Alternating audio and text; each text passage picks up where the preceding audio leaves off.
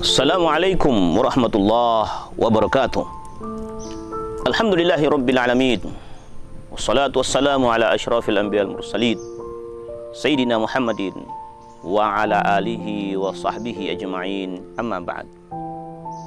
Kaum muslimin dirahmati Allah subhanahu wa ta'ala, alhamdulillah jumpa kembali dengan saya, pengasuh Pondok Pesantren Abnaul Khairat Parigi. Kali ini akan mengangkat satu topik pembicaraan kita tentang salah seorang nabi yang diberikan mujizat oleh Allah Subhanahu wa taala, bisa bercakap dan berbincang langsung dengan Allah Subhanahu wa taala. Dialah Nabi Allah Musa alaihissalam. Kaum muslimin dirahmati Allah Subhanahu wa taala. Nabi Musa ada salah seorang nabi yang diberikan kelebihan oleh Allah Subhanahu wa taala. Ketika dalam keadaan kebingungan, ada mengandung pertanyaan dalam pemikirannya, maka dia senantiasa diberikan kesempatan oleh Allah Subhanahu wa taala bisa berbincang-bincang di Bukit Tursina. Pada kesempatan ini saya akan mencoba mengangkat satu pokok pembicaraan, sebuah pertanyaan dari Nabi Musa alaihissalatu wassalam dengan Allah Subhanahu wa taala. Kaum muslimin, suatu ketika terbetiklah dalam hati dan pemikiran Nabi Allah Musa tentang siapakah mereka yang paling dicintai oleh Allah Subhanahu wa taala dan siapakah mereka yang tidak dicintai oleh Allah Subhanahu wa taala. Maka kemudian Nabi Musa pergi naik ke Bukit Tursina, dan di sanalah dia bermunajat kepada Allah Subhanahu wa taala, melontarkan pertanyaan itu kepada Allah Subhanahu wa taala. Ya Rabb, gambarkan kepadaku, beritakan kepadaku, sampaikan kepadaku, siapakah mereka hambamu kelak yang engkau cintai, lalu siapa pula mereka yang engkau tidak cintai. Artinya apa kaum muslimin? Berikan gambaran, kata kepada Nabi Musa. Berikan gambaran kepada Nabi Musa, ya Rabb, agar dia bisa mengetahui bagaimana bentuk dan modelnya, bagaimana wataknya hamba Allah itu yang masuk dalam kategori dicintai oleh Allah Subhanahu wa taala. Sebaliknya, bagaimana kriteria, tanda-tanda orang yang dibenci oleh Allah Subhanahu wa taala. Nabi Musa yang pertanyaan itu kemudian langsung dijawab oleh Allah Subhanahu wa taala. Ketahuilah Musa, tanda-tanda orang yang aku cintai itu adalah: pertama, aku fasihkan lisannya untuk berzikir kepadaku. Aku fasihkan hati dan pemikirannya untuk senantiasa mengingat akan kebesaranku, berzikir kepada Allah Subhanahu wa taala. Subhanallah. Itulah gambaran dari Allah Subhanahu wa taala yang menerangkan tentang pertanyaan Nabi Allah Musa, bahwa satu-satu tanda, salah satu tanda melihat orang-orang yang dicintai oleh Allah Subhanahu wa taala, dialah mereka-mereka yang fasih lisan, hati dan pikirannya mengingat Allah Subhanahu wa taala.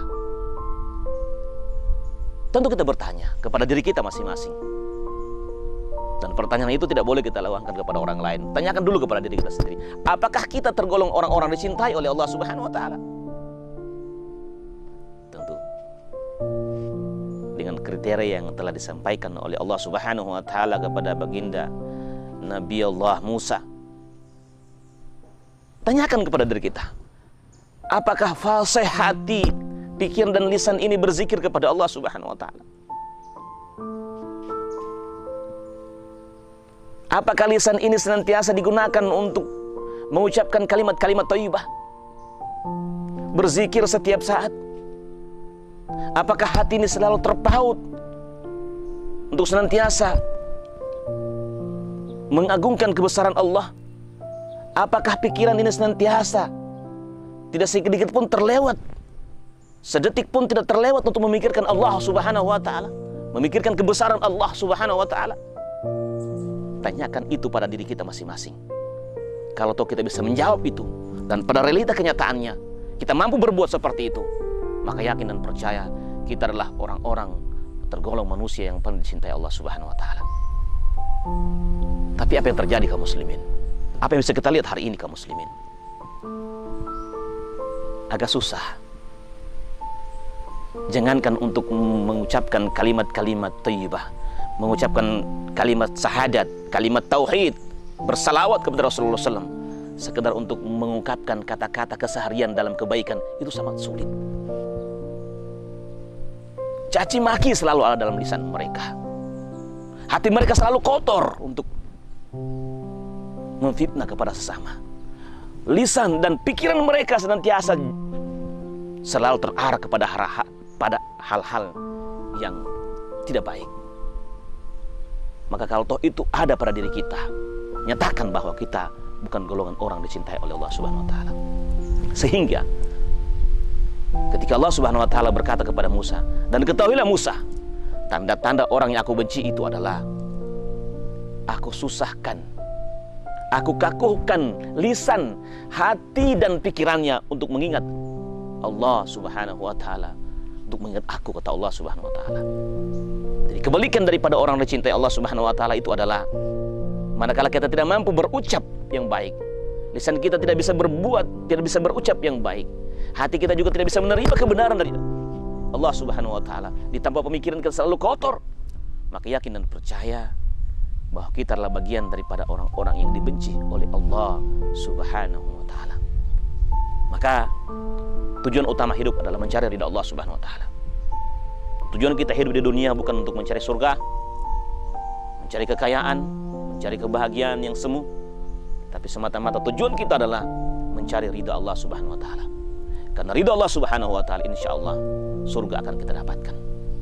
Lalu mencari ridha Allah tidak semudah membalikan telapak tangan. Butuh pengorbanan, butuh perjuangan. Dan perjuangan pengorbanan itu tidak lain adalah bagaimana upaya dan kiat kita untuk berzikir fil lisan, berzikir fil qalbi dengan hati kita, berzikir dengan pemikiran kita. Mudah-mudahan kita tergolong orang-orang yang dicintai oleh Allah Subhanahu wa taala. Kita tahu bersama bahwa hidup ini terlalu banyak hal yang harus kita lakukan. Banyak perjuangan dan pengorbanan. Ada batu sandungan yang kita harus lewati. Ada jurang yang terjam harus kita lalui. Maka tentunya banyak masalah yang kita hadapi dalam kehidupan ini. Allah Subhanahu wa taala berikan solusi kepada kita. Ala bidzikrillahi tatmainnul qulub. Hanya dengan berzikir hati insya Allah bisa tenang. Dengan ketenangan berzikir kepada Allah Subhanahu wa taala, dengan berzikir bisa tenang hati ini. Yakin dan percaya kita tergolong orang-orang yang dicintai oleh Allah Subhanahu wa taala. Kaum muslimin dirahmati Allah Subhanahu wa taala, pemirsa di mana saja berada yang dirahmati Allah Subhanahu wa taala. Semoga puasa kita kali ini puasa yang berkah, yang diterima di sisi Allah Subhanahu wa taala. Mari awal buka puasa kita berzikir seperti biasanya. Asyhadu an la ilaha illallah wa nastaghfirullah nas'aluka ridhaka wal jannah wa na'udzu bika min syahtika wan nar. Asyhadu an la ilaha illallah wa nastaghfirullah nas'aluka ridhaka wal jannah wa na'udzu bika min syahtika wan nar. Asyhadu an la ilaha illallah wa nastaghfirullah نسألك رضاك والجنة ونعوذ بك من شهتك والنار. اللهم إنك عفو تحب العفو فاعف عنا.